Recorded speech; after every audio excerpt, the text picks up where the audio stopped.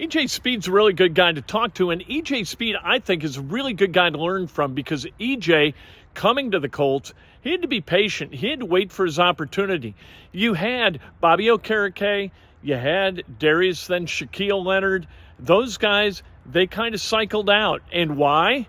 Because he became as good as he is, or the Colts figured out that he's as good as he is. So why is Shaquille Leonard in Philadelphia? Part of the reason is E.J. Speed. Why is Bobby Okereke in New York playing for the Giants? Part of that is because of E.J. Speed. Why are the Colts succeeding on the defensive end to the point that they're 8-7 with a chance to win these last two games and go to the postseason? In part, it's got to do with E.J. Speed. How would you describe how your level of play has improved and improved and improved? Has it, like watching, I think that it has, right? Yeah. Or is it just a matter of discovering what you can always do? I think it's a matter of opportunity. Yeah. I think it's a lot of guys in the league whose play can be on display. It's about time and opportunity and just staying the course. So I believe anybody looking at the story or my story, I compliment that. Yeah. How hard was that, to be patient, knowing what you could do, but needing to wait for your opportunity? It wasn't hard because I always had a role. Yeah. And when my role was special teams and a backup linebacker, I wanted to excel in that role. Even when my role was just special teams, I wanted to excel in that role.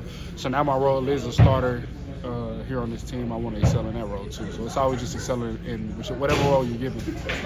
Does it help you guys for this Sunday, having played the Raiders? You guys beat the Raiders last year. Does it help kind of knowing what they do and knowing who they are, sort of, even though like the coaching situation's a little bit chaotic? I think anytime you go into a game, you have some uncertainties and you have some certainties. So just make sure that you're prepared to face the uncertainties and execute the certainties that you practice all week and practice it. And most of the time when you execute that, you come out victorious. Is O'Connell an uncertainty? I don't think so. We watched film on him. Film don't lie.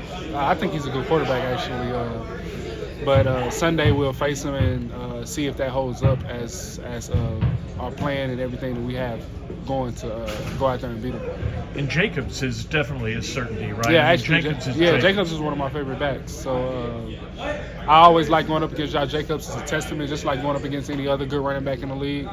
I'm sure you enjoy that. You'd rather play against I like running playing backs. Good running backs because they bring the best out of me and they kind of like put me into a point to seeing where I'm at and who I believe I am. So it's always fun going up against other guys that has a name for themselves and has earned and made a name for themselves. So it'll be fun.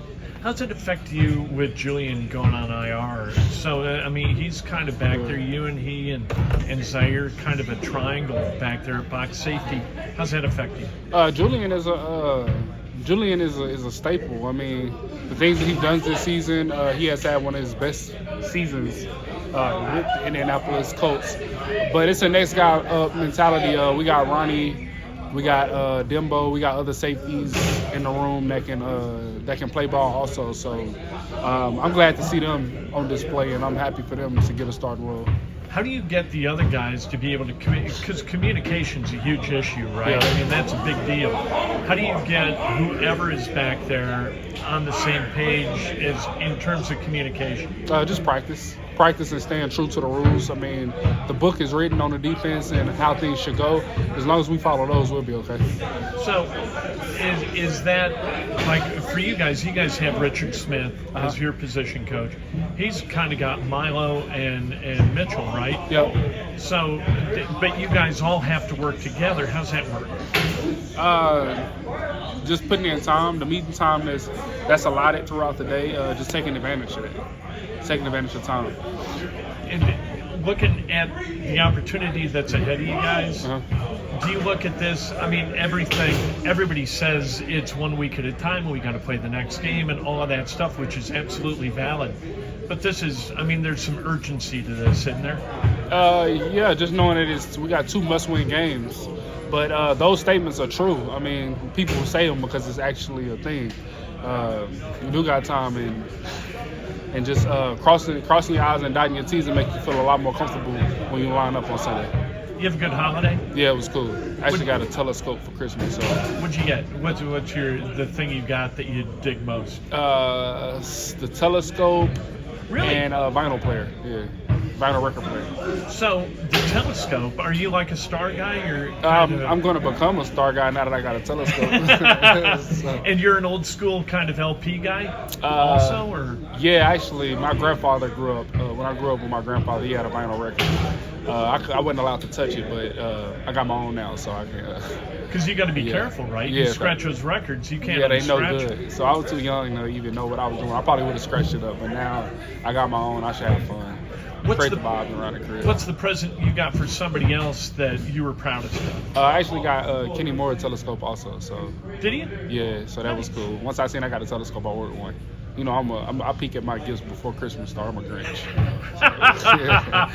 So yeah, once I seen that, because Kenny Moore, he has a balcony also, so he can set his telescope up, and I guess whenever he sees something, he can just call me and be like, "Hey, bro, look outside." If you had an opportunity to go up in one of those, like, do you get to go into space a little bit? Would you do it? Nah, I ain't doing it. I ain't going up in space, but I look at the telescope for sure. You just look at it. Yeah, maybe when I'm 90, I go to space. I like talking about Christmas to guys. I like talking about the gifts they got, the gifts they gave. EJ Speed seems to enjoy giving gifts almost as much as he enjoys getting them. Cool that he got a telescope and a record player. I think that's awesome. Playing records. I'm glad records are coming back. EJ Speed, guy who grew up with it, now he's got one of his own, and that's kind of funny. He didn't get to touch his grandfather's record player, as we didn't get to touch my family's record player because Dad did not want those records scratched. EJ's grandfather didn't want those records scratched, so EJ's got his own, and he can do what he likes with it now. EJ Speed's a big reason that the Colts are in the position they're in. We'll see what happens on Sunday, whether he can make enough positive plays to kind of do what needs to be done to counter the loss of Julian Blackmon on the back end of that defense. EJ Speed's a big reason the Colts are going to win this Sunday or not.